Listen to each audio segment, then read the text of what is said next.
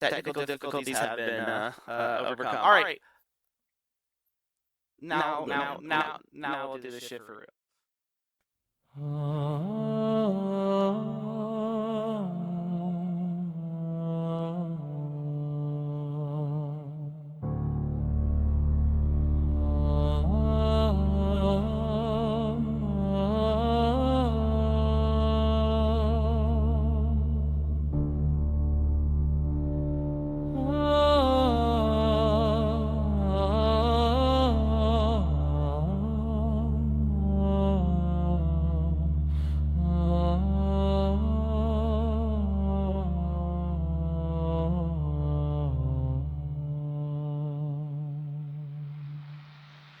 From shadow dawns the lost arise.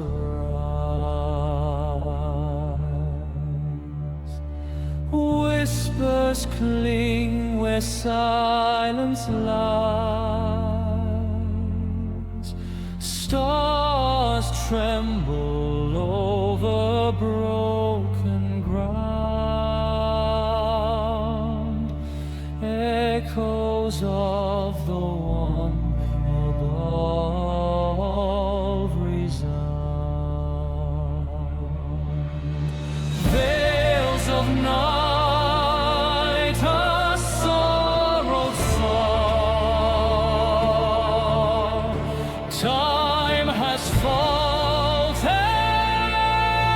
and we along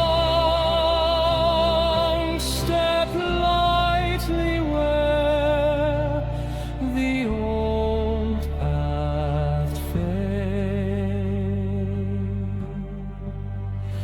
In deathbound halls, our vows are made.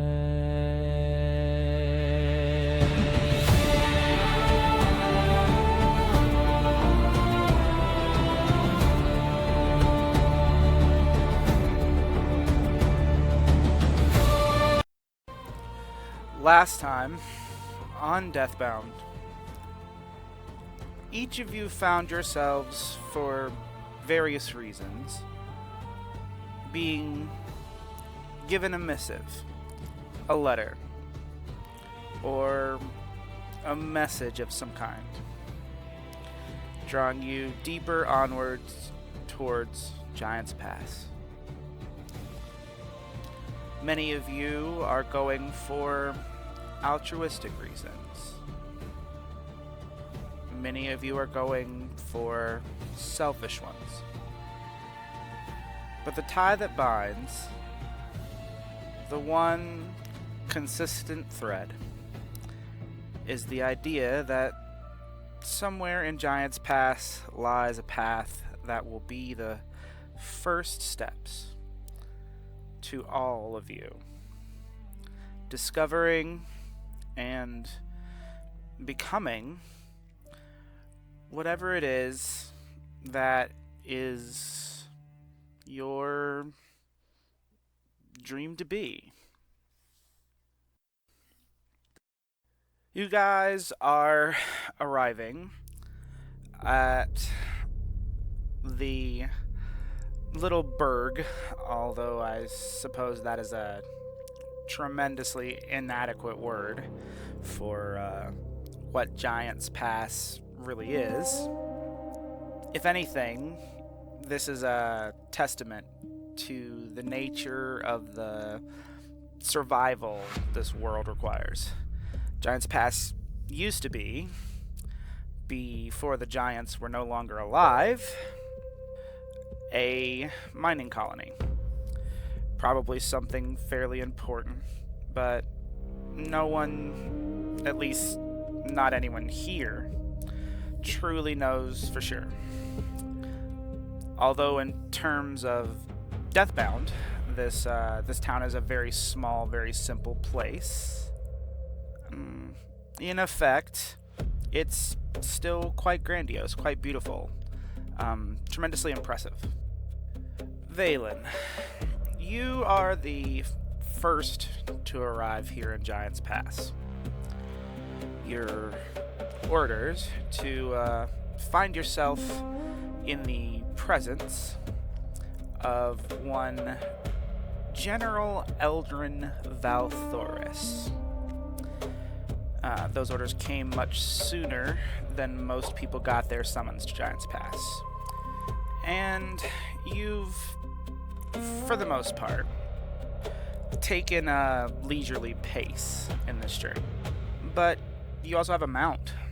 A beautiful black stallion gifted to you by the Lanavarians. And it is upon this beautiful black steed that you begin to approach this tiny hamlet built on the bones of a grand giant encampment.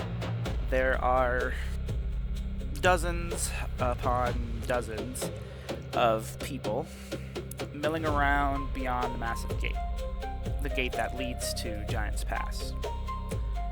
But those are not the things that strike you. Having lots of people in this town is to be expected. It is kind of the choke point, a point at which most people have to pass in making any journey from anywhere in the world to the lands of Jotunvale.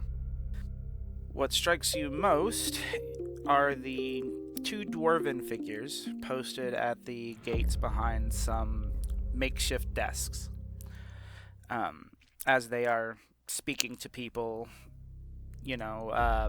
taking information, writing down things, doing paperwork. So you approach. As you get closer, you can see the pair of dwarves here that are speaking to people as they enter the city proper.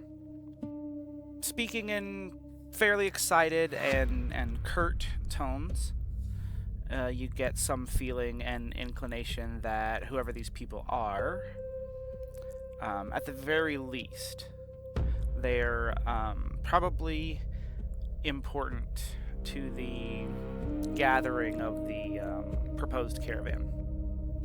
Tell us what we see as you approach the scene, Mr. Mirath.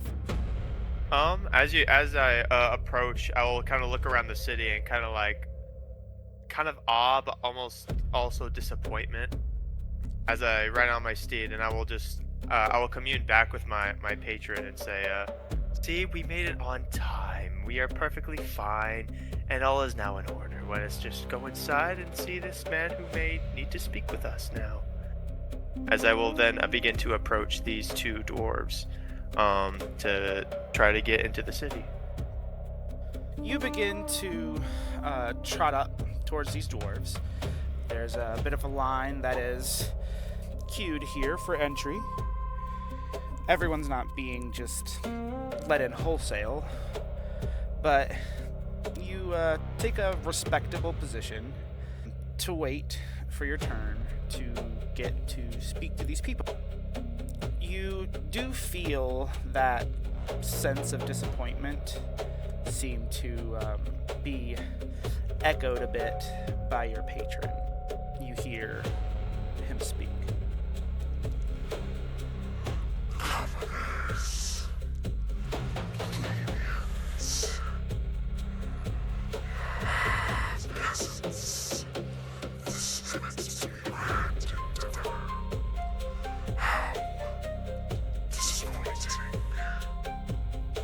Quite, but I'm sure whatever awaits us may be more rewarding than we think. Let's have high hopes and open minds, shall we?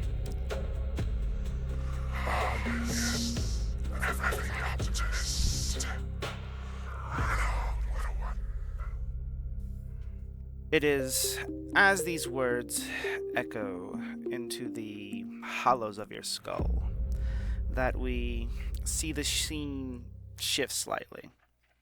Our camera pulls out and back, and we can see the, sort of large open gate and the throngs of people that are all approaching, and within that throng, we see a somewhat diminutive form as a road-weary, gnomish wren begins to arrive with one of the most recent waves of travelers. Ren, what do we see as you approach with a small throng of strangers? Yeah, Ren is definitely smaller, probably than the rest of the group. As a gnome, he's definitely on the more diminutive side and does not do a lot to attempt to stand out. It's very clear that, like you said, he's been on the road for a while, got a little bit of stubble, starting to grow in a little bit, and I mean, his hair is always kind of a mess, so it's kind of hard to tell. For anyone that really knows, that doesn't really mean anything. Even if he was at home and comfortable, his hair would still kind of be a little crazy. But he's sticking with the pack, keeping his eyes very much open. As someone that's smaller in stature, always have to be a little bit worried that you're going to get stepped on by some big person that just doesn't see you. And if anything does allow him to stand out, it is definitely the glow in his eyes. So he's on a mission here. He's looking, he knows who he's looking for. So he's just trying to get in and get a little bit of information. And if on the way he can't find out anything more, he will do his best to keep his ears open and his eyes as well. It is indeed those eyes that tend to seem to grant you a respectable distance, social force field, so to speak, as many of those who kind of travel with the throng around you don't particularly take notice to a gnomish gentleman, road weary or not. But that telltale glow that comes from the sidelong glances that one would give as they're surveying the scene the way you are, when drawing attention, also draw a level of respect. Or perhaps fear that does likely prevent you from being trodden upon. If anything, just because people will notice there's a small bubble being left around you. Ren definitely does his best to diffuse that as much as possible, knowing that that's a bit of a fruitful effort.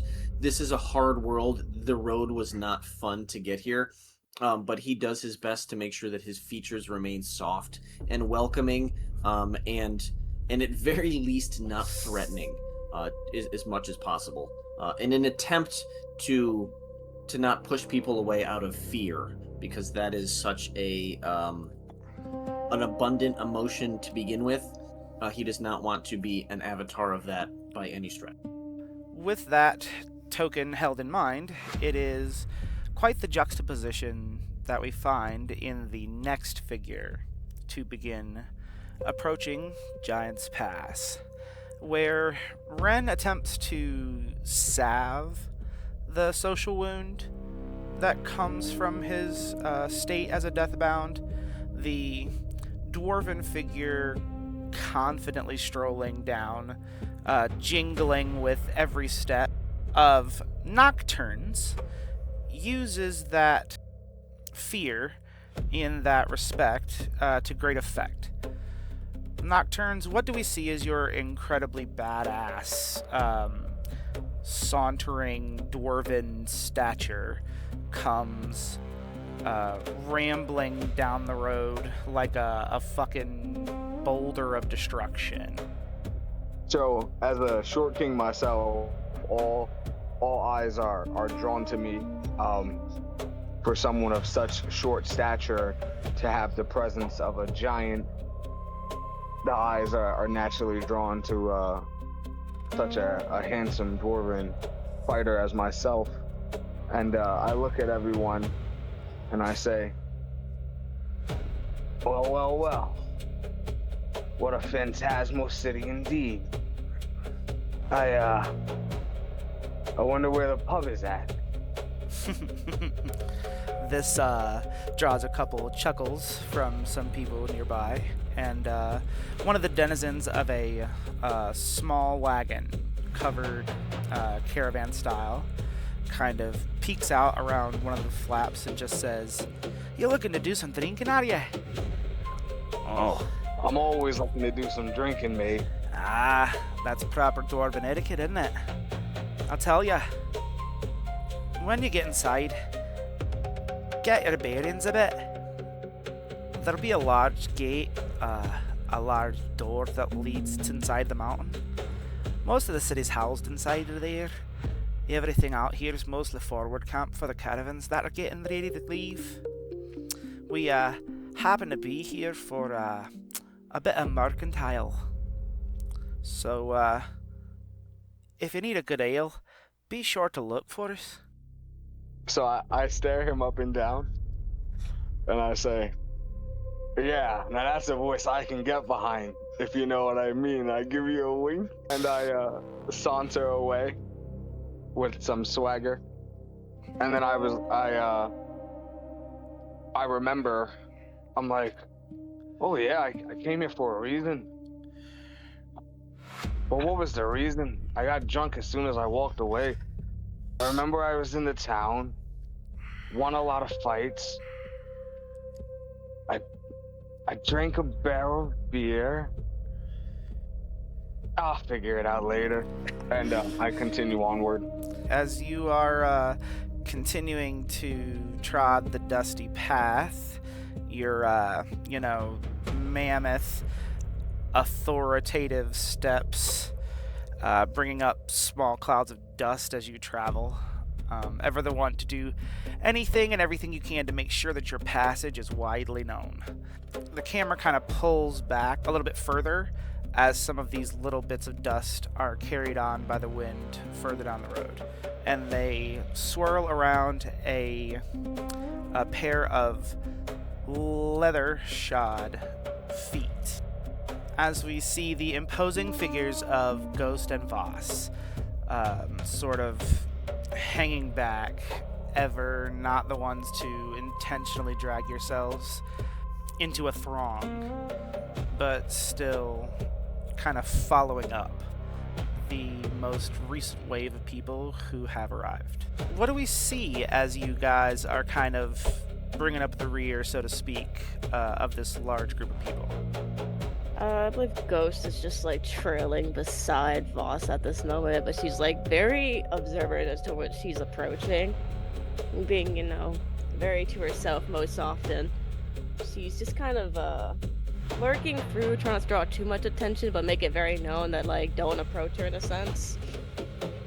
And she's just kind of like gesturing towards Voss, just like showing around, trying to figure out exactly what this note was directing them towards, considering, she kind of sort of threw it out. Just kind of looking at Voss, just like, where do you think we're supposed to go? I don't know. You shouldn't have thrown away the note. There wasn't that much of importance. It was just a statement. Whatever. Let's just keep going.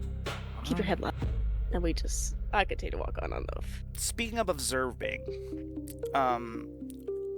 off a little further, not down the trail, but from it, kind of darting between massive trunks and shrubbery in the tree line, there is a dark form. As Victor, you are cautiously making your approach to Giant's Pass as well. And as you are known to do, you're taking time to scout, to survey the scene before just waltzing into a group of strangers. What do we see as you're observing from the tree line like you do? Yeah, so as Victor's in the tree line, he gonna notice, Ghost and Voss walking up the path towards Giant's Pass. And as he's observing, he says to himself, that's, I believe, the 5th person now to be new to walk through those doors. I'm not certain, but if I was called here for a reason, perhaps they were called here as well. I shall keep an eye on. And he just kind of like just dip back into the shadows. So the whole time everybody was walking into Giant's Pass, Victor was already observing all the newcomers going into Giant's Pass. So I already seen Ren go through. I saw Valen's character go in before Ren, and then I saw Nocturne go in before Ghost and Boss, so I observed all that so far. Yes. Actually, as a matter of fact, the only person you haven't seen is probably the grandest entrance of all the people who are arriving here. Because this arrival is born in an incredibly well-to-do, very stately carriage. Very Sherlock Holmesian, kind of black nobility style carriage that is being drawn by a horse on one side and a reindeer on the other. With it's decked with silken curtains and all those kind of nice vestiges of society. This carriage is sort of making its way through the throngs of people in Giant's Pass, but not from the exterior gate, from the other side, as though they are arriving from whatever lies on the other end of Giant's Pass. This carriage is, it basically pulls up almost all the way to the gate, with seemingly fairly little care for who or what may be in its path. The person who is driving the carriage is giving some non-committal waves. Yes, move! Everyone coming through, yes. I don't know if you know this, but carriages are large and they need a lot of space. But people do clear out enough for the carriage to pull up into kind of the hollow space behind these two dwarven figures at the gate, and the reins are pulled to the carriage, and it stops. As it does, the driver kind of reaches around one hand and just sort of smacks the side of the door twice, and then says, "All right, your fare is completed. If you would be so kindly as to get out of my carriage, so I can return to real civilization as soon as possible." She's gonna hiss as she opens the door, because the driver like thoroughly interrupted her nap, like yelling at people to get out of the way. Is this how you really talk to people? Is it? Because it's not very inviting. You see that his very erudite elven features kind of shine through under his very nice coachman's hat as he kind of turns towards you and gives you like a very big, huge, very saccharine, fake, like customer service style smile, and says, "If there were anyone here that I considered people, I would speak to them as such." Look, go ahead and fuck off. Gladly. You see that, like, he is, before you even manage to completely get away from the coach, it's already pulling off, and beating a fairly hasty retreat to the place from whence it came. At this point, everyone is now gathered amongst the throng of people entering and are able to hear and see much better what is going on in the scene that we see before us, as these pair of dwarven folk have been essentially asking a couple of rudimentary preliminary questions, jotting a few things down, handing out documentation to certain people, and sort of pushing forward others. It is at this point that you are close enough to be able to hear the young female dwarven figure speak. She says, Alright then, alright everyone, this is taking way too fucking long, and I don't have the patience for it. I don't have it. I just, can we speed this along, everyone? If you're here for trade, or just stopping on by, can you kindly just fuck off past us? If you're here for something specific, if you're here to join the caravan, if you're here to aid with Valthorus's defense efforts, or if you're a merchant of some kind, then please make your way to these desks. But I just, I've been here for fucking hours. How much longer am I gonna have to do this? You see that the other figure kind of turns to everyone. Oh, aye, but Hild, you know it's not polite to have these kinds of conversations in front of people. The least you can do is try to be accommodating. Very well, do as the young lady says, folks. If you got a specific business, then you can report to us. If you don't, then kindly fuck off. People do. A vast majority of the crowd that's been waiting outside heaves a massive sigh of relief, and they just, start filing in en masse, leaving a much smaller collective of people outside the gate. There's the merchant caravan that Endy spoke to previously that is waiting outside. There are each of you, of course, waiting outside, those of you who are present in line, and those of you who are keeping a somewhat healthy distance. And there are a handful of other slightly well-appointed ruffian types. They're probably here for the fact that they're capable, or at least they think that they're capable. You heard mention of a defense effort.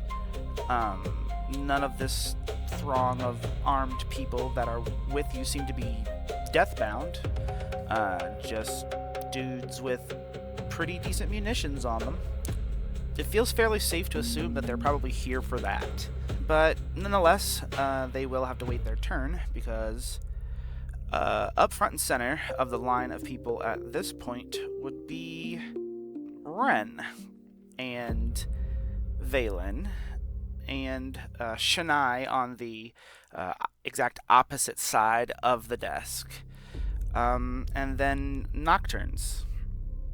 You guys are all kind of gathered around this desk area listening to these people, and you finally make your way up to the table, where you are greeted by the young dwarven woman.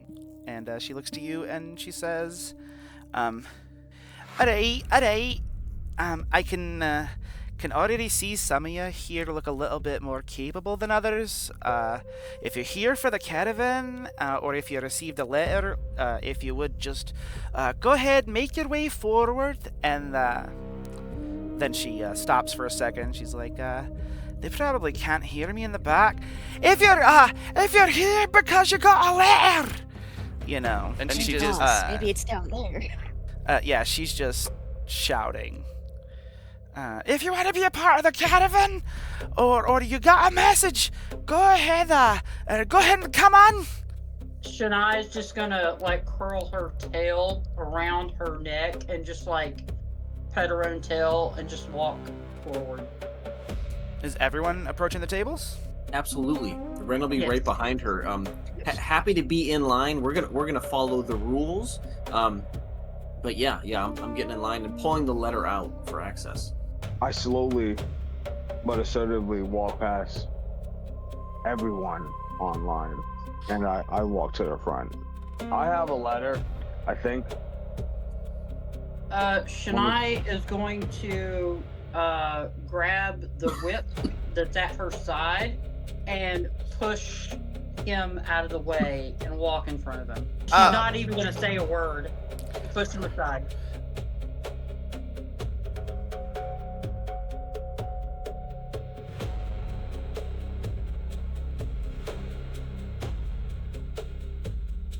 Shania, you tried to shoulder pass this dwarf, but that is about as effective as a leaf trying to shoulder past a boulder. You rush forward like you're going to slide yourself in place, and it's like walking into a fucking brick wall. You just sort of bounce off this imposing figure, as Nocturnes is fully capable of just continuing to walk where he feels like fucking walking and make his ways to the desk. Fucking rude ass dwarves.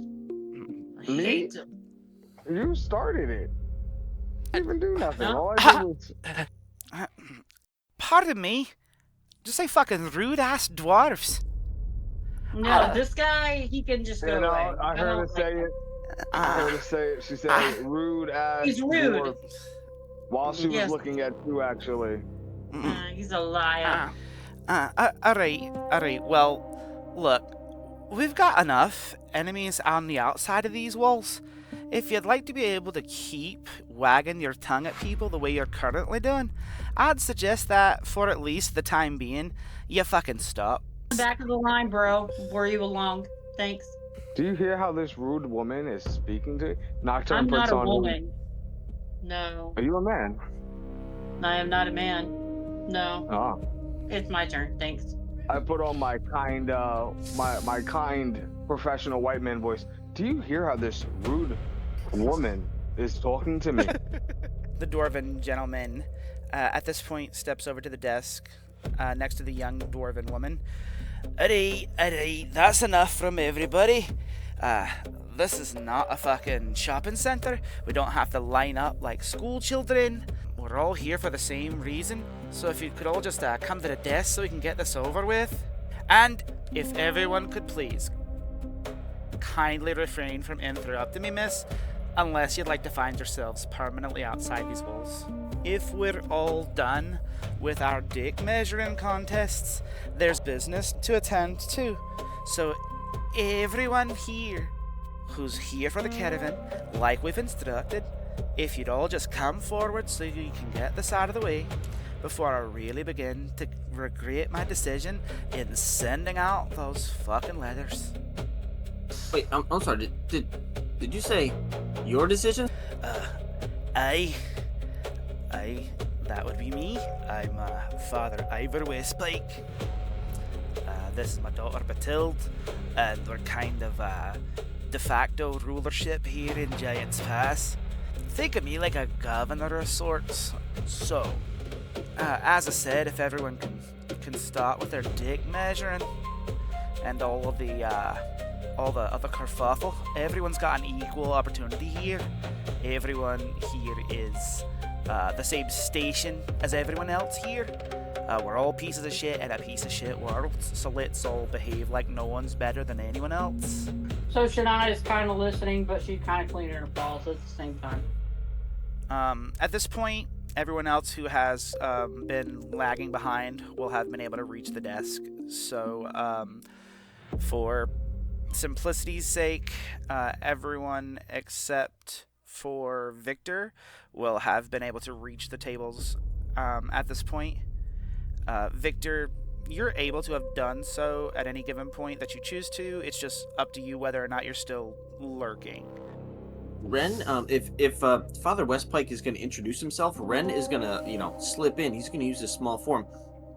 Brother, it's so nice to meet you. And I'll pull out the letter, and I'll slide it across the table. I think that you need me? And I assume that he's going to recognize the missive that he had sent. Yeah, of course. He says, a fellow man of the cloth.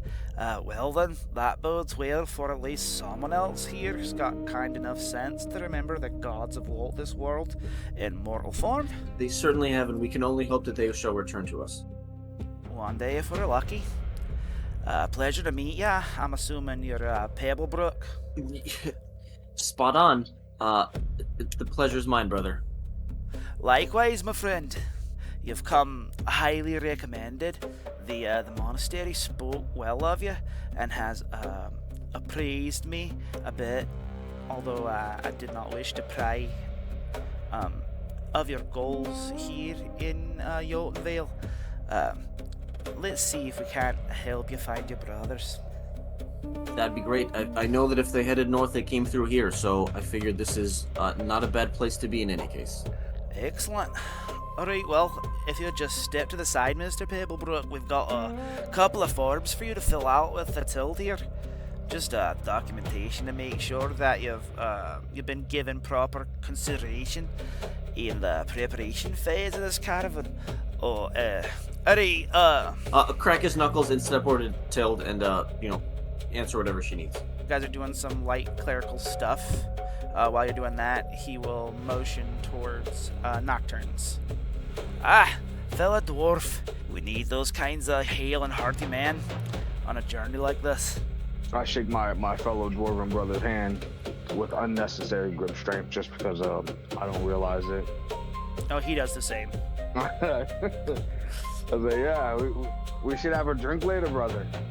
Oh, we'll have more than enough time for drinks, but we gotta get business out of the way first. Let me get through all these people, then we're gonna have some introductions that need to be made before we can kind of let you guys roam. Once all the adulting is out of the way, we'll get some time to catch up, brother. If you would, just go sign some forms with Batil for me, and we'll see you soon. Sign away. Then he motions for Shania. Alright. Nightwalker. Here's my letter. She pulls out her letter and she hands it to him. I'm very aware your father and I have done a fair bit of business back in our times. You knew my father. Oh yes, of course. Me and Batilda are originally from Ironhold. We just brought our way further south to help ensure the safety and protection of Giant's Pass. Some probably 40. I can't say that I do, unfortunately. It was the talk of the town for quite some time. Although that talk kinda slowed down faster than I would have assumed, but... Him and my mother, they just disappeared, and my brother. We have no idea. Dear, I don't think there's a soul who's lived inside of Ironhold who hasn't heard about what happened to your dear family. I know that the guilds like to give you a hard time, but the people, the citizens, they remember the agency quite fondly. But if anyone's gonna solve it, if anyone's gonna crack the case, it's gonna be you. If you would, I know that we had some terse words early, but this is kind of a place where softness is a bit detrimental.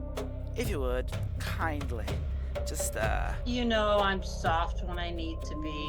I had to pet my tail. You want to pet my tail? And she wags her tail and then throws it back over her neck, and she just walks over to fill out the paperwork. He's sort of like, yeah, you, and then you just, as you walk away, he's like, alright, next! Voss and Ghost. The Ghost is just gonna look over and kind of see the little commotion going on over there in the direction of where she heard the lady loudly blabbering across for the line of those with potential letters and such.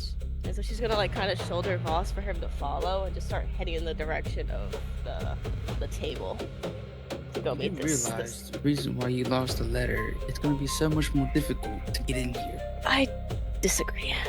It's not difficult to get what you want if you know how to talk. Well, then go talk. I will. Alright, don't tarry. Come forward. I don't believe I recognize either of you folk. Can tell by your eyes, though, that you're Deathbound. You probably got a missive from one of the elves, right? Something of the sort. You said something about having a letter, yes? Yes. There were multiple letters sent out, kind of a broad canvassing of missives were sent. We focused quite a bit of attention on Deathbound specifically, just because you tend to have a skill set required for this kind of work. I hate that I don't know you personally, or have the ability to say that you were recommended to me. But you and your companion do certainly look formidable. Yeah, which is why I'm here, actually. I did end up stumbling across one of those letters and decided to venture out here with my brother. Seems my sister has lost it. That's alright. We didn't pass out tickets for admission. This isn't a grand circus, it's just a formality. All that matters is that you came. Right, see? Problem solved. If you wouldn't mind, take some time over there filling out some documentation with Batilde. Also, by the way, it's a pleasure to meet you, Father Ivor Westpike. Yes, you too. She just kind of looks over at Voss. Alright, Ghost. well, let's get this over You can with. call me Ghost. Ooh, I hope you don't mind me saying, that's quite a fitting moniker for you. It fits in plenty of ways, but thank you. So, I drop down from the shadows and I say, "You people look like you can be trusted. I see we're all here for the same purpose." Those two? Yeah. Those. All of you. Everyone was given the same letter as him, so he was just observing, making sure everything was all good. And now seeing that he, just like everybody else, is on the same quest, he knows that this is what it is. And who are you? Victor Ravenshadow. The That's your purpose. Victor? Okay. I want you. I walk away. Victor and Voss, there's a moment for the briefest of seconds when your eyes meet and you immediately can feel the flush of hot, blooded, shared lineage in your veins. You immediately recognize one another as kindred spirits, we'll say. You both share the curse. I sure like hope you me. live up to it. I shall show you what I can do. We shall see. And I put my letter on the desk. Ghost looks to glance at it, maybe see if she could read what's on it, to see if it matches what hers had said.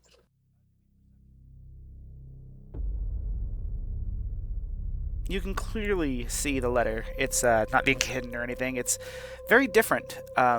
It's still addressed from Ivor Westpike, but the information here is vastly different.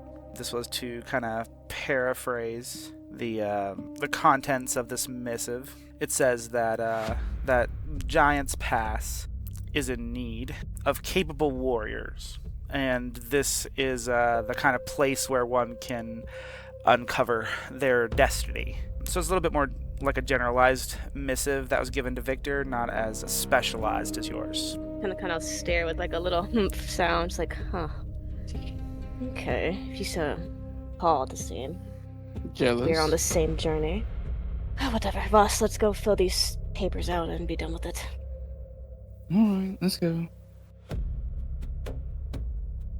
That brings us, last but not least, to the erudite form sitting on a black horse, kind of slightly off to the side, just sort of watching everybody come through and do all this stuff wordlessly, as Valen Mireth. This cluster of people approaching or signing paperwork and filling all the stuff out, and having watched all these interactions, you have been consistently hearing little notations, just Deathbound, all of them like you. This is never something as fruitful as you thought it would be. That being said, I like these ones particular. Go. Do not lose them. As you wish, but do keep in mind when I do try to be more enlightening and you doubt me, maybe believe me a little better. I do tend to have some good luck with this stuff, you know. You're absolutely right. It is emphasis so often that I do need these kinds of reminders and allow me to offer a reminder. You do not command me, and I do feel whatever I wish. Yes, of course. Just a little conversation I was trying to make, but anyways, I shall make new conversation with these people that you wish for me to join. Anyways, I shall be going now.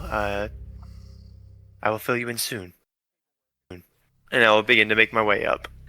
you make your way forward. As you do, a small human boy, kind of a basic, very simple tunic, but he's carrying like a bucket and brushes and stuff like that. Kind of runs up and he says, "Can I take your steed, sir? Bring him to the stables." I suppose. Yes. Do take very good care of it, though. It was gifted to me. I'm not sure if I'm supposed to return it or not. That was made very unclear. But yes, do take very good care of it, and if you do so, a reward may be granted. Sound good? Oh, of course, sir. I'll read the best for you, sir. If you would just, here, take this. And he hands you a small, looks like a coin at first, but it's made of tin. It's like a little bit flatter and lighter than a regular coin. It just has kind of a picture of a saddle, very haphazardly and roughly etched into one side. And on the other side, there's just like a number 3. Yeah, this, you just bring this right back and present it at the stables and we'll bring your steed. Wondrous. Thank you so much, little boy. What was your name? Oh, Pip. Pip, sir. Pip. Oh, what a wondrous name. Thank you so much, Pip. And I will hand him the leash for my horse and say, again, take very good care of it. If you do so, I shall grant you a reward. Yeah, he takes it and, very enthusiastically brings the horse into the town. In a matter of seconds, the horse and boy are just kind of lost in the throng of people there. I really hope he doesn't steal that horse. And I'll continue to make my way forward. You're greeted by Ivar, as everyone else was. Oh, a last-minute addition then. Don't you look like the handsome fella? Aren't you just all glitz and glamour? I do thank you for the compliment, and might I say your accent is quite lovely too. It makes me think about dragons for some reason. I don't know why. Anyways, I do believe I have a letter to present. Well, that's perfectly fine. Wait, let me see that letter. I will hand it over. He is eyeing it very suspiciously. This is the only missive that you see on the table or anywhere that has like a it is in a rolled scroll with a wax seal. And all that stuff. So he has this moment, and then it looks like some recognition sparks, and he goes, "Oh, yeah, you were specifically requested. Valthoris tells me you're someone who can definitely solve a problem or two. Your accommodations will be waiting inside the city proper. You'll want to meet with the general and say hello when you get your first opportunity, but don't run away just yet. We have a few more introductions to make right now before we head on in together." Quite of course. Do I need to sign any paperwork, anything to enter into the city? Oh no, sir. That won't be necessary. We are already quite aware of your accreditations. Of course. Thank you. Thank you quite kindly. And what was your name again? Oh, Father Ivar Westpike. That's my daughter Batilde over there. You see, Batilde kind of turns and gives you a nudge. Oh, hello there. It's a pleasure to meet you finally. Valthoris says you're the fucking best. I will very formally bow and say I quite appreciate the compliment. It really does mean quite a bit to hear this from you two, and I do wish you both the best. Where should I go next? Well, now that we've got everybody gathered and all the paperwork's done, for all of you, if you guys would just go just a little bit beyond here and wait in the little circle behind us so we can bring you guys to the forward camp and get you introduced to the rest of the crew that's going to be on the caravan with you. After the introductions are done and you've had a chance to speak with the general, you'll be kind of free to roam around if you'd like. All of you that's here for the caravan, if you can go now that your paperwork's done, you can go ahead and head on. We'll be right there with you. Yeah, Ren will trundle along to wherever they indicate, and just keep again open eyes, open ears, just paying attention to the wide difference in folks that are collecting around us. Not only does the group of Deathbound that are collected around you seem varied and impressive, but now that you're kind of past the gate and you can see just the sheer amount of people in general that are here in Giant's Pass, it is incredible. The wide array of races and colors and creeds that are all present here in this town.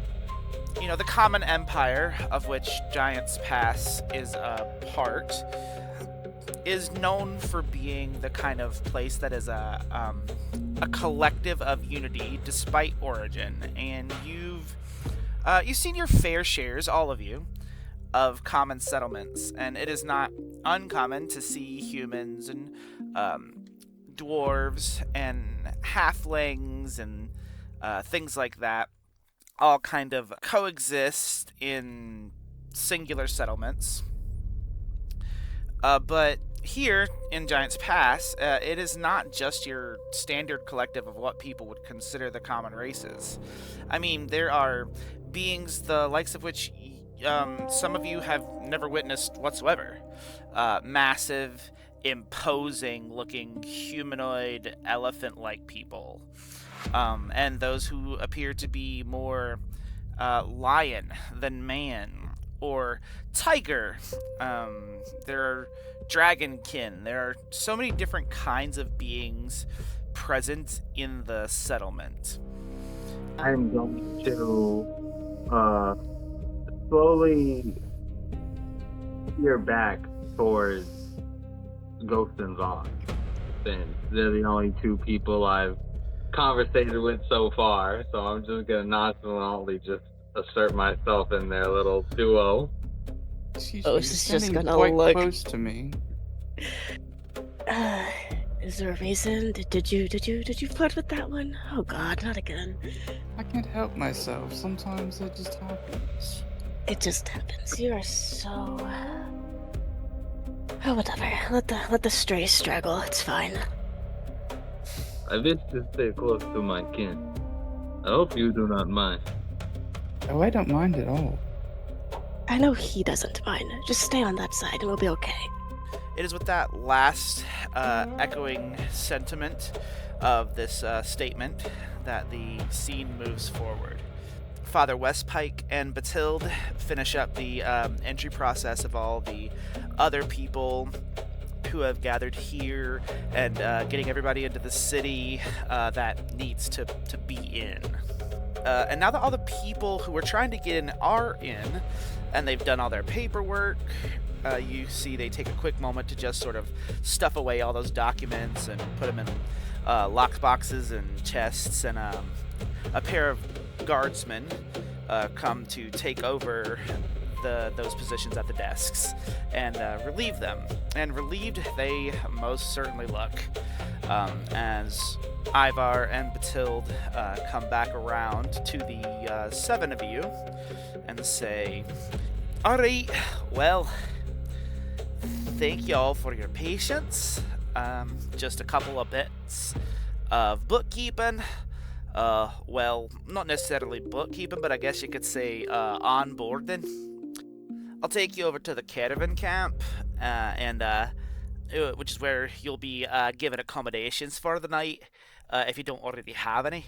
But mostly just take an opportunity to introduce you to the rest of the caravan party. If you would all just follow me." Excuse me. Mr. Pike. Can I get a copy of my paperwork, please? Certainly. I'll have a scribe bring it to you later once everyone makes camp. Perfect. Alright, well, if no one else has anything else, then let us proceed. And they lead you into the city, and you kind of take a slow veering left turn as you enter into Giant's Pass. All of you guys are brought left around the corner to this little encampment area with Father Ivar and Batilde, and Father Ivar begins to speak to all of you. Once again, I'd like to thank all of you for coming and joining us on this endeavor. You guys are kind of the last little bit of people that we've been waiting for. At this point, we'll be moving forward, but I think it's only right to introduce you to the people that you'll be spending most of your time with. Feel free to make it your way around the camp as you please, and introduce yourself to everybody also, but primarily, I just want to introduce you to your fellow working members. Most of the people in this caravan are going to be commoners. Normal folks just trying to get from here to Last Light. And our job is going to be ensuring those things. So this is going to be the group of people that you're going to help. They're going to focus on protecting the commoners. You guys are here on a much deeper mission than just getting people from point A to point B, but it's better to have numbers, so you guys are kind of on your own journey once you reach Last Light, but you'll be joining with everybody else until we get there. That said, I'd like to introduce you to your fellow caravan guards, and perhaps a few people that can give you some guidance along the path. He kind of turns towards one of the tents and says, "Oi, Pavo! Pavo! Your new recruits are here, if you wouldn't mind coming out and saying hello." And a massive, imposing figure covered in like peacock-like colors kind of makes his way out of the largest of the tents and is followed by 3 of his companions, and they all stand kind of around the fire. As you guys see, this collective of gentlemen make their way out of the tents. The multicolored barbarian-looking man kind of leads the charge of the people walking out of the tent, and you see he gives a nod to Father Ivar, and then begins to sort of survey all of you. All 4 of them are looking very intently at all of you, studying you, and just kind of sort of looking like they're trying to take your measure, so to speak. And this is where the first instance of a trait that is unique to you all as Deathbound kind of becomes relevant. So as Deathbound, when you encounter other Deathbound, there is a clear indication to you of the general sense of how many reincarnations and how many souls and how much power that other Deathbound possess. And it shows to you all as these little shadowy, spectral soul wisps that appear as little shadows floating around this crew. This little party of 4 adventurers is so tremendously dense with shadow that it is distracting. You understand fairly immediately that these are not just some run-of-the-mill people that are going to bullshit you about their capability. This is a solid, seasoned veteran unit of Deathbound, who all have, if you were to have to estimate, probably 20 or 30 reincarnations. Oh, what the hell? Yikes. What are they saying? The barbarian with the multicolored scarf walks forward and just sort of begins pacing back and forth in front of all of you. He says, "Oh yeah, well, okay there. Let's see here. Looks like we got a bunch of new recruits. Yeah, okay, well, let me tell you something, all of you. Yeah, this mission is gonna be full of danger. This is gonna be full of intrigue and battle and combat and blood and guts and spit and ass. Yeah, oh yeah, well, each and every one of you is gonna have your mettle tested, and if you're not ready to rise to the occasion, then you're gonna find yourselves in a pretty dark place, my brothers. It is not the measure of a man with one's eyes that shows what they're capable of, but how they're tested on the field, yeah? Okay, well, me and my boys here, we're gonna look forward to seeing you all operate. It's, it's been quite some time since we've seen fresh blood. Hopefully, we can show you how it's done, yeah? Okay, well, My name's Pavo. I'm the leader of this here group, Pavo's Pride. As he says Pavo's Pride, everyone sort of gives a nod and a bow. The leather-clad, hooded figure gives you a very, straight across the waist, hands tucked against his thighs, almost like a martial arts style bow. And he begins gesturing with his hands to all of you in some form of sign language or thieves' cant or similar form of communication. Pavo says, yeah, this here's Steamboat. He doesn't do much talking, yeah, but when it comes time to do some damage, that's one guy you gotta look out for. He turns to the other two and says, these here, this is Hall, and that's Nash, yeah, and these are my right-hand man, my boys. And you see Nash steps forward, and he says, yeah, it's about time we had some useful people around here. I'm telling you, this caravan is gonna be sweet. Paul, he doesn't step forward to introduce himself in the same way, but he's the only one who has like a genuinely pleasant demeanor, it seems. Everyone else has got this tough guy sort of attitude, but Hall is he's just all smiles, and he's like, hey yo, these guys might try to be hard asses, but just so you know, when it all comes down to it, each and every one of us would give our lives to keep you protected.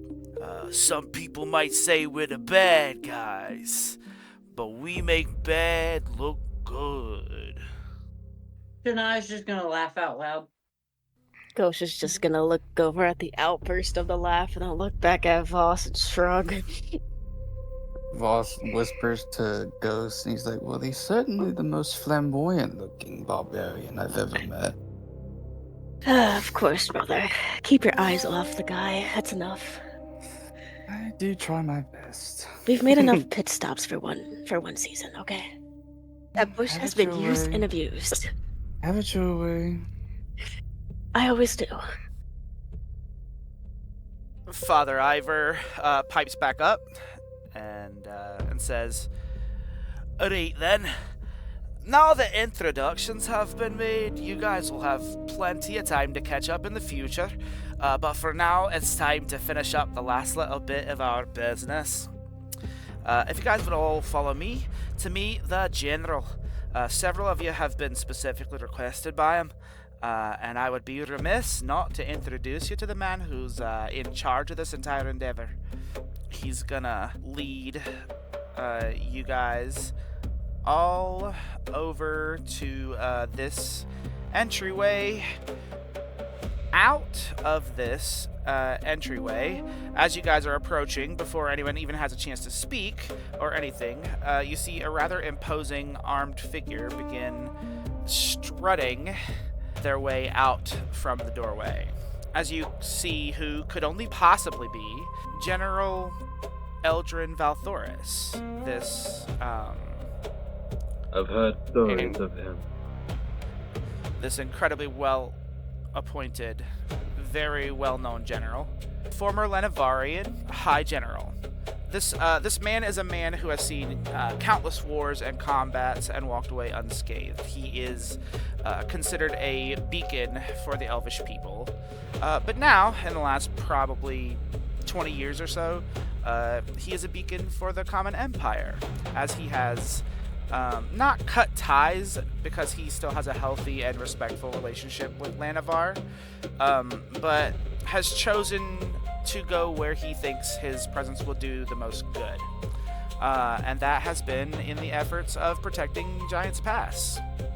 He greets you guys all at the doorway as you all approach, and he saunters down the steps. His long black cloak billowing in the mountain pass wind, he says, "Ah, yes. Finally. It has been such a long wait for those of you who are going to be my shining beacons of hope for this world. It is a pleasure to meet all of you. I am General Eldrin Valthoris. You may simply refer to me as General, and I am in charge of this expedition. I will be sending with you a trusted agent to act on my behalf, as my presence would be greatly missed here were I to leave for such a long journey. That being said, allow me a moment to take the measure of you all. Valen, it is a pleasure to see you again. Quite a pleasure to see you again as well. I trust our benefactor has seen that your conveyance here has been pleasant. Yes, it has been quite a pleasant arrival, might I say. Wonderful. Yes, and young Shania Nightwalker, your skills have come quite highly recommended to me from the Elven sector of Ironhold. Although I've heard there's been a bit of controversy as of late. You'll have to regale me of that when you have the opportunity, but for now, let's continue to, Controversy? I'm unaware of such controversy. Oh, you haven't heard? Oh, my dear, I do fear we will have much to discuss in the near future, but for now, continuing introductions. You two, the pale and sullen-looking ones. You seem awfully morose. She just kind of cocks her head. She's just like, what? What is it? Boss just silently stares. I do not know you or of you directly. Apologies, that word has not gotten to me sooner, but from your look, you seem quite capable. I guess there's one way to find out, isn't there? Well, there'll be several ways for us to find out in the near future, dear, but, bit of advice. A warm smile will get you much farther in civilization than all that scowling and anger gets you out in the wilderness. You know, but mercy is what kills at the end. On that, we can both agree. All right, come, the rest of you. The unfallen champion. Oh, my goodness. Forgive me, I must say I am a tremendous fan, Mr. Nocturnes. It is, I'm quite surprised you, heeded my summons. It is such a pleasure to see you. My fears about this journey have been so greatly reduced by your presence. I just came for the fight. Oh, and there will be a great many of them for you, I assure you. You there, in the back, you're a rarity, but not uncommon entirely, especially considering our present company. Tell me, what brings two accursed bloodlines into our midst in the interest of heroics? I'm assuming you're talking about me. Yes. And your other little vampiric companion. Hardly a companion. I've only just met him. But I am Victor Ravenshadow. I've heard stories of you, General. Rumors. One particular about your blade. I've heard it's been etched with ancient ruins. Is this true? That is most certainly true. And honestly, one of the lesser of the most interesting details of this blade. Someday I'll hopefully have an opportunity to show you quite entirely what it's capable of. But let's save the wartime talk for wartime. There will be plenty of time for fighting in the future. That said, yes, perfect. It is Storm Giant runic work. I had it done for me in a time before, well, let's just say, a time before a place like Giant's Pass was capable of being turned into a city. Very well. I accept your battle for later. Seeing as that's how you'd like to show me your blade. Just a bit of light sparring, if anything. It does help to keep the muscles sharp. Alright, have I excluded anyone? Oh, you there. I'm so very sorry. I apologize, Mr. Gnome. You must be, what was it? Was it Stone River? Pretty close, Pebblebrook, but absolutely no worries. It is a pleasure to meet you. Yeah, I'm excited to see where this goes, and how this might help me find my lost brothers, in particular. Oh, yes. Yes, Father Ivar has appraised me of your situation, and we will do all that we can to aid you in this endeavor in exchange for your aid and ours. I do wish for you to note there have been a fair amount of rumblings. In fact, not some, I would say, 3 fortnights past, we did have a small cluster of religious aesthetics come through. Although they did not seem to bear the usual markings of your monastic order. Perhaps if you were to find them along the road, which is where they have traveled further north, perhaps they'd be able to give you some information. Although I will say, I could not place for the life of me of what deific tradition they came from. They did not bear symbols that were common enough for me to recognize which of the gods it was they followed. Do you happen to remember what the symbol was? Yes, it was a large, circular, almost like an astrolabe. If you're familiar with those devices. I can't say that I am. Perhaps as we travel, I can get an image of this so that I can be on the lookout. If only I could recall further. It struck me as odd enough to remember the occurrence, but I didn't pay too much attention. My attention being divided as it is with all of these comings and goings.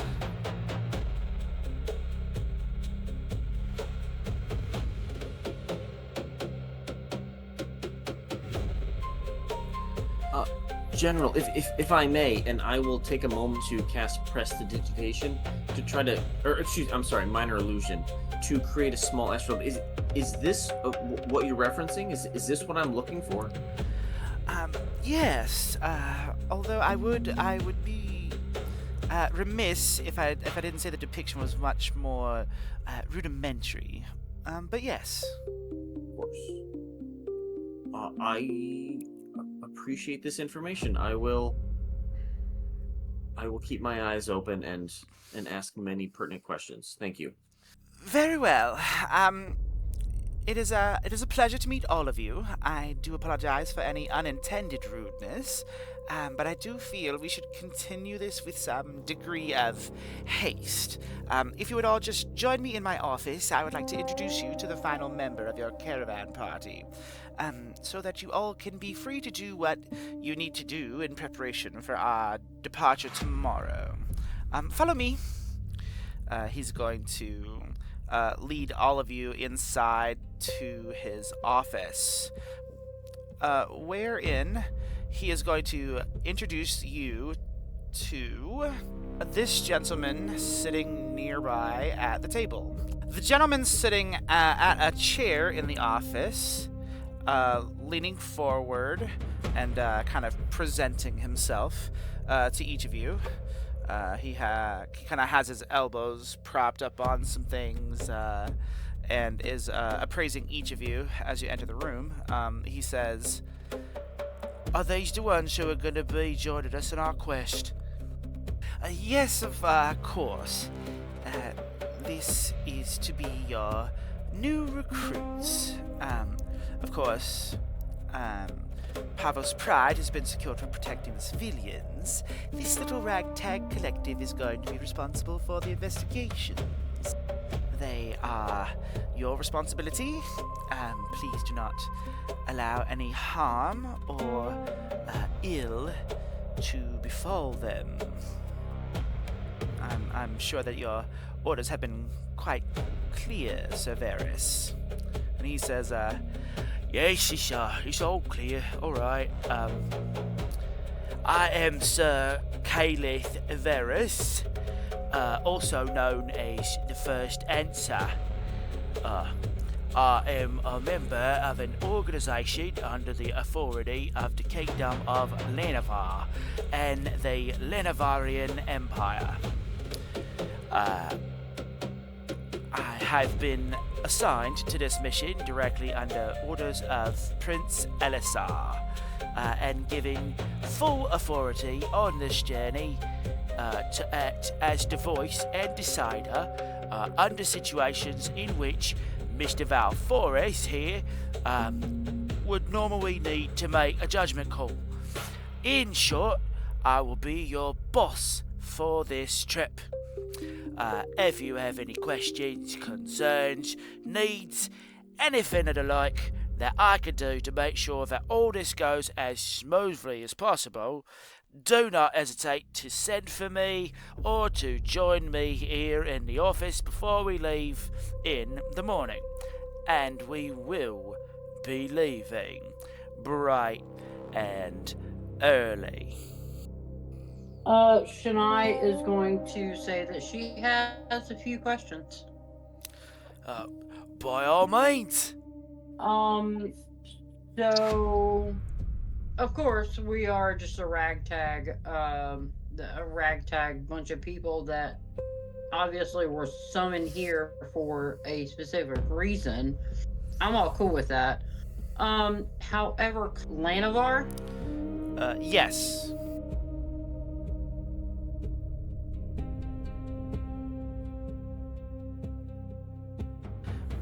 What you know of the Lanavarian Empire, what you know of Lanavar itself, the great elven capital city, is that they are the largest, most prosperous empire in all the world.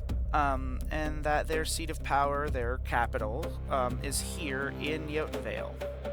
That they are known worldwide for their altruistic nature, and that the Lanavarian flag is flown quite frequently throughout the world, just as a way to pay respect for the Lanavarian contribution to the world.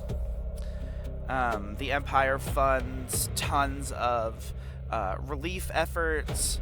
They send soldiers, they send supplies, food, scholars. You know, they have a very broad reach of altruistic endeavors. They are widely beloved. Good guys in general. Yeah, the Empire as a whole seems incredible. You don't know too terribly much about anyone in particular there, except for the prince, Elisar. You don't know a super lot about him either, although you know enough to know that you've heard his name. But Elisar is widely considered to be like a beacon of hope in this world. People fucking love this guy. I think I got my info. Anyone else? What is the intention of this journey?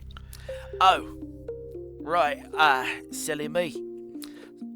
So, it's been brought to our attention for quite some time now that the settlement of Last Light has been undergoing quite a bit of distress. There has been an outbreak of some kind of plague, some kind of disease that has run roughshod over the populace. although most medical investigations and clerical healers that we sent have failed in their endeavors to cure whatever this ailment is. Also, as if bad wasn't bad enough, there have been a rash of disappearances from last night. Essentially, all the children have gone missing. Over the course of about the last 6 months, more and more disappearances of children have been occurring, and all throughout last night, it has reached a point now where the entire populace of those that live there and travel there have lost whatever child they have or have brought. So, all the hair on her body that you can see just like immediately stands up, and her tail just like fluffs out. Can Victor see if he senses any malice in his words or sees in his expressions as he's talking?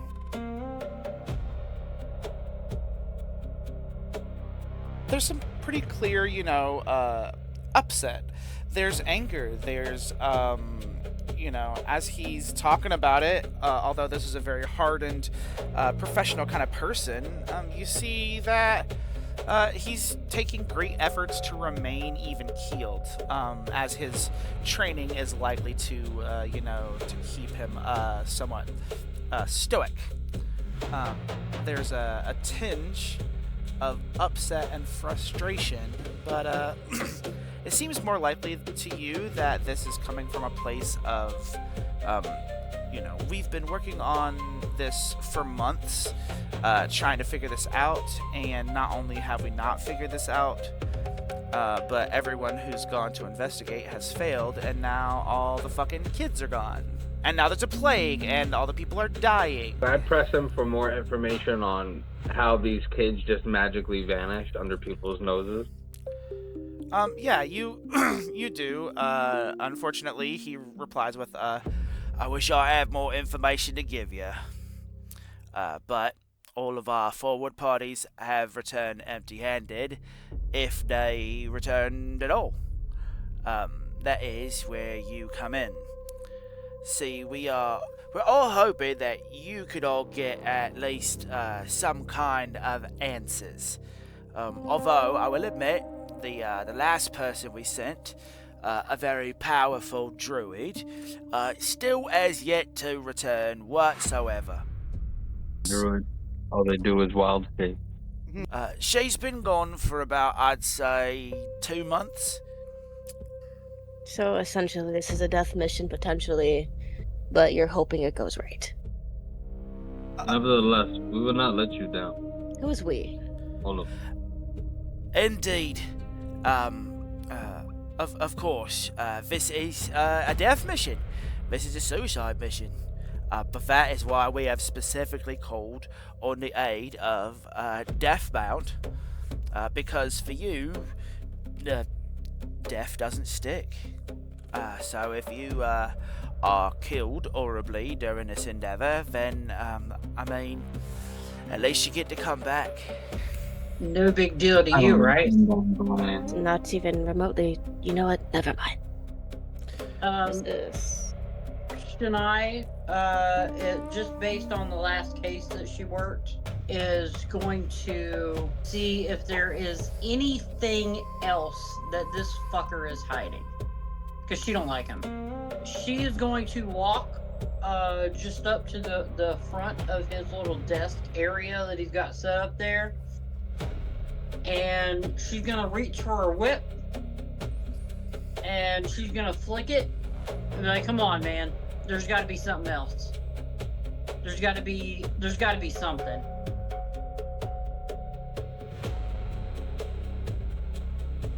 What a brash kitty. As all this was happening, I'm just in the background, cleaning my ears, picking my nose, wondering when the fight's gonna start, because the words mean nothing. going on checking my blood vials. you begin this threatening, imposing kind of demand of like, tell us what you know to this agent of the answer. And there is a twitching of the eye and brow, and a bit of like a, involuntary like reflex of drawing back a tiny bit at the aggressive push. But it passes. Then he just says, "Why, in the absolute fuck would we spend all of our time and energy and resources and valuable members of our fucking society to get all of you together to solve this fucking quest and do all of these things at the behest of one of the most benefactor-heavy empires in all the world? Would I be fucking hiding anything from you? Or I was called here alongside you, at the behest of a general here, to be a solution to this problem." Shania's just gonna laugh. See how well that worked out for you. Valen is going to step up and say, that's quite enough, I do believe. Yes, it is. I mean, we're already here anyway, so clearly there is some objective completed here. Though I don't believe this was even stated in the letter, at least not the one I got. What does everyone else? What did you guys receive? I lost my letter. And you're full of shit. The general is gonna the general looks to all of you and allow me, if I may, for you two, as he points to Ghost and Voss, that your summons entails the potential of, getting a bit of revenge. We know that you have a bit of bloodthirst when it comes to Legion beasts. That's how we found you. Whispers of common folk discussing the two brash people out in the woods, slaughtering the unslaughterable. Granted, I am a bit surprised at how fresh you seem to be in your status as Deathbound, to have accomplished as much as I'm told that you have. But nonetheless, you were sent a missive, not knowing anything about you, just based on the sheer fact that you seem to enjoy slaughtering Legion, and there are a great many in Jotunvale. Nocturnes here. That was a personal request of mine. There will be a great number of Legion. There will be a great number of enemies in general. There is no chance that this journey goes on without the need for slaughter. I don't think there's anyone more capable of violence than that dwarf over there. That is why he was summoned. Valen, our lovely friend Valen here, has been a personal request from the prince.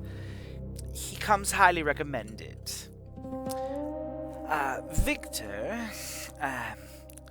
I do apologize that I was not appraised of you. But your missive was sent at the behest of someone else. A man who visited, who informed us to seek you out. And considering your nature is deathbound, it only seemed right that you were given a general missive. But there was no particularly specifically addressed request, just the same invitation all the other Deathbound got. Although it seems you guys are the only ones who heeded our call.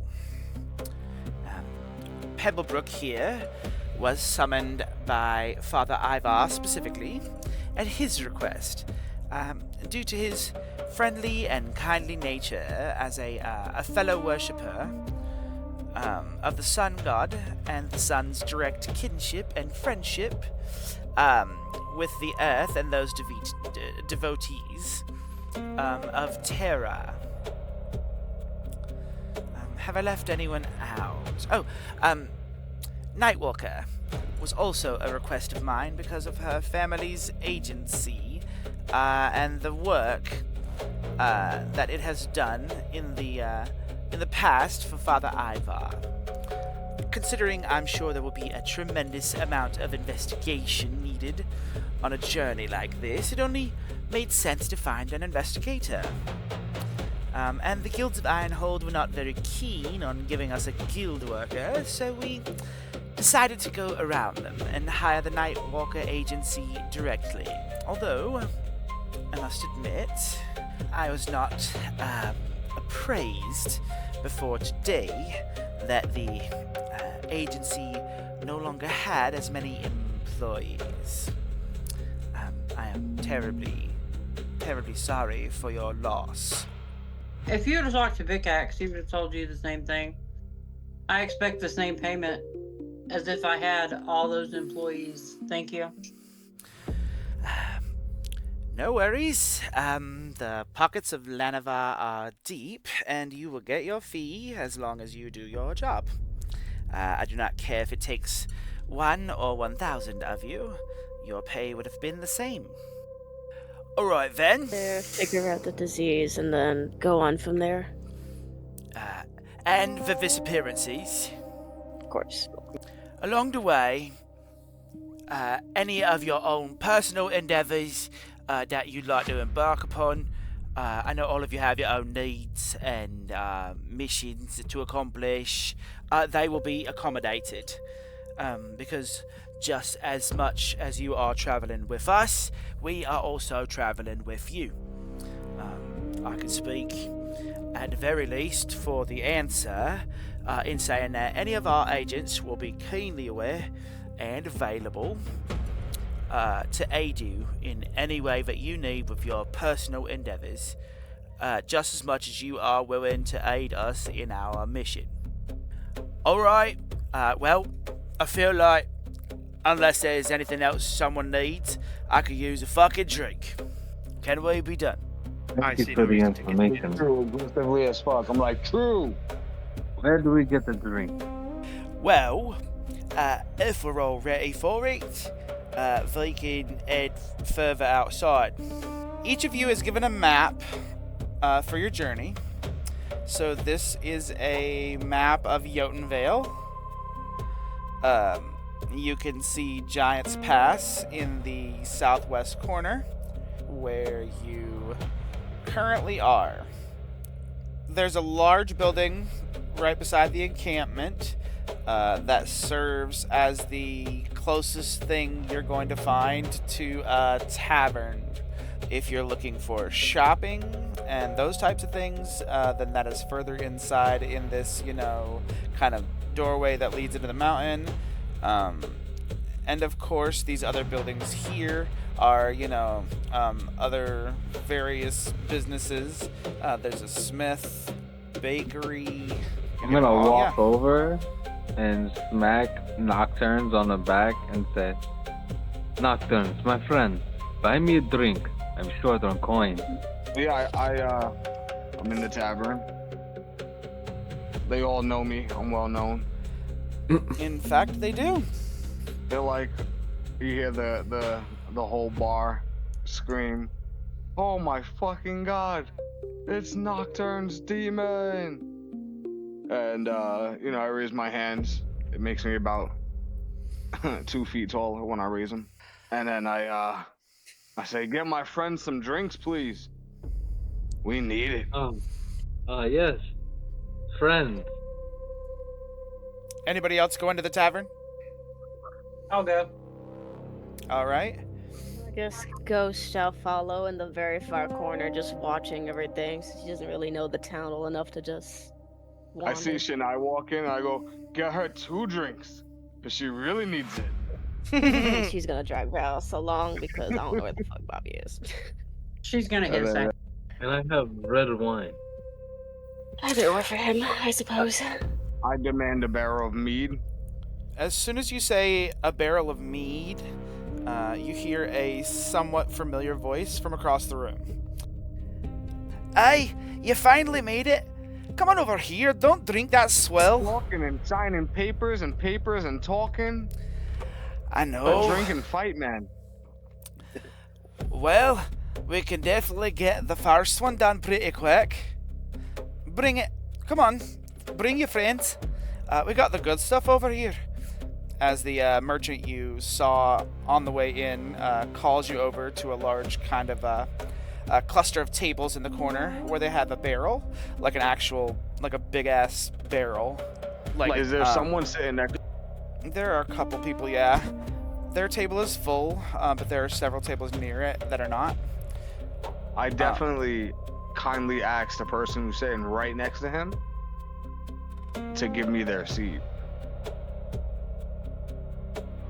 Not only do you convince that person to leave the table, but all of the other people, like this dude's entire entourage, they all get up from the table and spread out to the other tables around, so that you and your friends can all have the seats at the main table.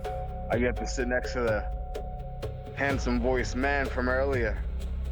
What's your name? My name is Fro. I was named after an old folktale. You see that he is also dwarven, but not of any species like culture of dwarves that you have ever seen before. This man has a very ashy charcoal gray sort of skin. He's completely bald on top of his head, but he has a massive, luxurious, braided, white-haired beard. Yeah, he does. I put my arm around his shoulder. I'm like, hey, I get better at the end of the glass. Aye, don't we all, friend? Gonna no deny that. Me and him drink for All right. a lot, like a lot. Yeah. Like way too much, a lot.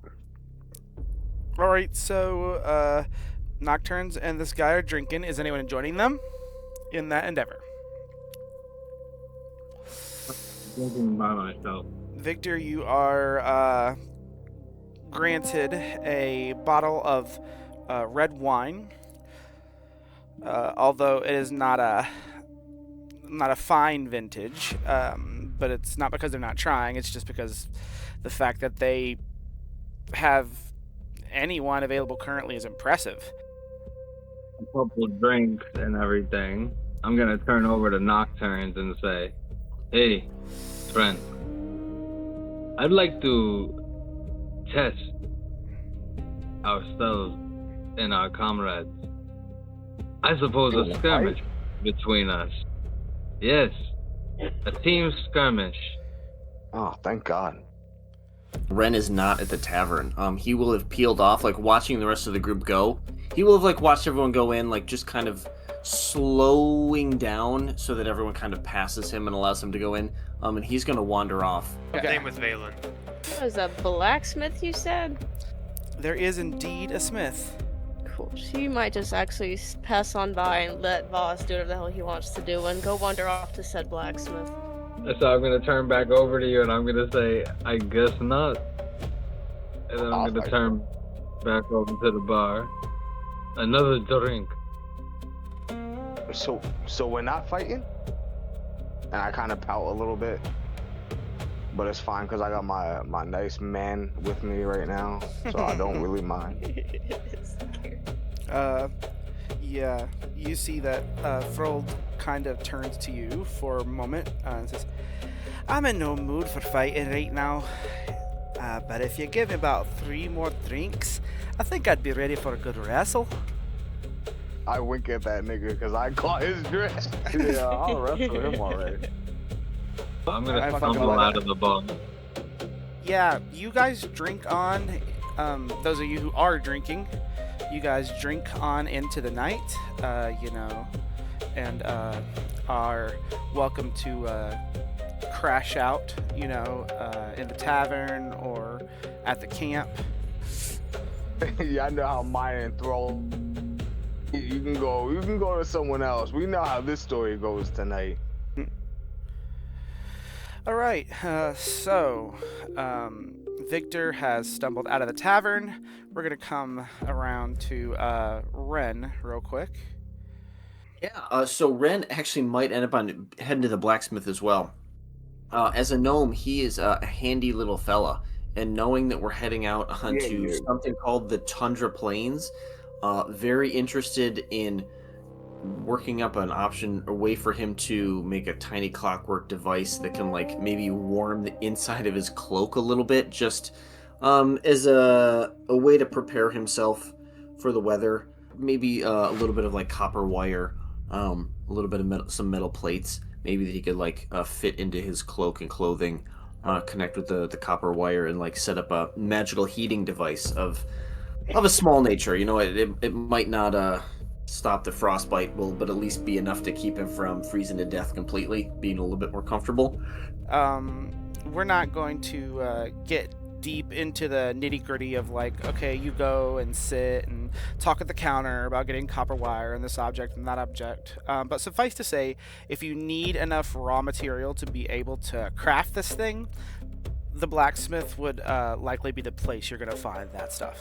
Yeah, then, you know, I'm going to be wandering around doing that and just taking in the sights. This is a place I haven't been to before, and anything that I can learn will just be interesting information, right? It seems like a fascinating place that makes me in particular feel extra small. You know, this is an area with huge towering cliffs. Like, we are in the ass crack of the mountains, and you know, it's one thing to be a small person on the plain where everything's kind of flat, but when you are again in the ass crack of huge towering icy cliffs, it makes you feel just a little bit extra small and insignificant. And knowing that you know, years ago when the gods were here and they were battling, a stray bolt of lightning might have completely collapsed that mountainside and just crushed us in an eye blink. Yeah, so just kind of taking it all in and feeling particularly small and weak, knowing that we're going into an area that is exceptionally dangerous, and just trying to prepare myself, I think, a little bit internally. All right, Ghost and Voss, what about you guys? What's your endeavor in the blacksmith? Ghost just wanted to see if she could like get her nice little flail thing resharpened and cleaned up a bit, since it's been through some quite rusted damage, and by damage I mean probably old blood residue, if anything. And also to see what kind of weaponry this blacksmith does in general. A glaive, if you would. You're looking at about 20 gold pieces if you want to purchase a glaive. And with that purchase, they will include a field maintenance kit for your weapons. I'd charm them down to 19. Well, she's an angry person, so maybe she'll could intimidate into a lower price, and she's going to quote-unquote risk her life. I'd say I'm pretty intimidating for her. I would say you're absolutely right. That is fairly fucking intimidating. They'll throw you that glaive for like 15 gold and include a field maintenance kit for your weapons. Gotcha. Valen, you are wandering around Giant's Pass. What are you up to? Valen is just gonna check out the area, see what's around here. He also wants to check out a couple of shops just to see like what they have in stock, what he could potentially get, like they have. But overall, he just wants to check out the area before heading off for some rest for the night, and to talk to his patron a bit before he heads off to bed. Yeah, I mean, you spent some time getting acquainted with the area. Most of the kinds of places you would want to find are going to be present here. It's just that the variety is very lacking. Yeah, he just wants to get a look out, and then shortly after he'll resign to bed, since he has the long day tomorrow with the group. Chennai is just kind of standing outside the tavern. she's just gonna like casually move her way down the street, and she wants to know if she's been here before. You do recall having been to Giant's Pass before. It's been quite some time. You were much younger, much smaller. I wouldn't say necessarily a little kid, but maybe very early teens. You would have been with your family in a time before Father Ivar was in charge of Giant's Pass, and before Giant's Pass was like a settlement the way that it is currently. It was more of a shantytown kind of series of encampments. But you guys traveled with your, with your uncle, your quote-unquote uncle, at the behest of some of the people who were already living here in its early days, just to kind of help in the efforts of diminishing crime, investigating crimes, because there was not a guard here yet. There was not. They didn't have their own police force, so to speak, as of yet. Your family had come here to sort of help enforce the law and look out for people. You spent the vast majority of your time, trailing on the heels of one family member or another, or being escorted around by your uncle. But this place wasn't really much to talk about back then.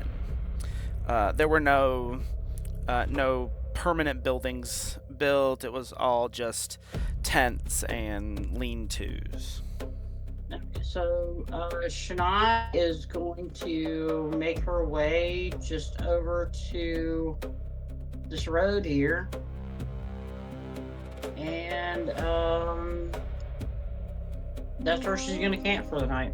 Yeah, you post up in a nice little, you kind of nestle yourself in some of the ruins and post yourself up in sight of the guards for the exit gate. They don't seem, they don't seem to have any problems with you doing what you're doing. They are keeping an eye on you, but if anything, they're pretty understanding about the whole situation. One of the commoner children, seeing you kind of settle in the way that you are, does come and bring you a cloak to use as a blanket, and she kind of runs up warily, and she says, Excuse me, Miss Kitty. I don't want for you to get cold. It's going to get very, very cold soon. So you should, well, here. And then she throws it at your feet and runs away like a very nervous, embarrassed child. She's gonna purr. Shania's gonna purr as loudly as she can, and grab the blanket at her feet, or the cloak at her feet, and just pull it up over her head. All right. Well, you guys settle in for the night. Settle into bed. The first thing ND does before going and relaxing for the night is he unwraps his hands and he soaks them in preferably hot or warm water, but cold is fine too. And once he's done, he drinks 12 beers before bed and passes out. Ghost is just gonna probably conversate with Voss until time dews and probably nap in between, maybe. Shania is just gonna lay there under the cloak that she is given, and her ears are going to twitch just to kind of like hear what she can around her, if there's any footsteps or any like movement, or just kind of getting a feel for her surroundings. Valen will just want to have a conversation with his patron, maybe get a little more info. But he'll just walk into his room and he'll reach out and say, well, this is quite the interesting situation. We've come across an entire town enveloped in some weird darkness that prevents healing. Let's play a fun game. We'll try to find out what's happening. I'll go first. I think it's an artifact. You go. I hope that when all of this is done, and you and I both have what we want, that the maybe, just maybe, you will become so much more palatable to me. But we're stuck together, so you know what? I'll indulge you just this once. Call it a reward for a job well done so far. I think it's something far more mundane than an artifact. I think it's someone or someone's. We shall see. I guess we shall. Like a necromancer, that would make a lot of sense. I have met with the group, and what are your first thoughts on them? They seem interesting. I think that if this is the best we have accomplished our goal, then you are going to be working very hard for the next foreseeable future. And I think the furry one is going to find far more trouble for all of you. Yes, she did seem quite the feisty one, picking fights. She knew she couldn't win, especially with that very known knight. What was his name again? Valthros. Oh, I forget his name. It's okay. These kinds of things are important to us anyhow. You will know their names when the time comes. I guess I shall. Is there anything that you require of me? Before I head to sleep, I do have a long day tomorrow with this new batch of comrades, I guess. Nothing more than your usual duties. Each soul just said your prayers properly. Yes, I will. I shall do that. I will continue to strive for the best, of course, and we shall accomplish our goals one day, surely, and I will see to it. You shall be proud of me, I promise. Ren will generally go through his own little calisthenics routine each night. It's, his own mix of yoga and just slow motion parries and dodges, both armed and unarmed. We'll try to find an area that is somewhat secluded, which I know might be a little bit difficult, not above using a bit of a minor illusion to create a billowing curtain that might block a view if that helps him find an area that's a little bit secluded. And otherwise, he's just kind of tinkering around with his gnomish curiosity, seeing what kind of little magical devices he can create with his pretty rudimentary knowledge of the arcane arts. Yeah, so you spend your downtime tinkering away at little objects. If there's nothing else and everyone has completed all their stuff, then everyone can settle into a long rest and we can conclude our first episode. The camera is going to flicker between everyone, each doing their own thing in these little vignettes as we go around. Even if the world forgets our name, we will still be like a flame.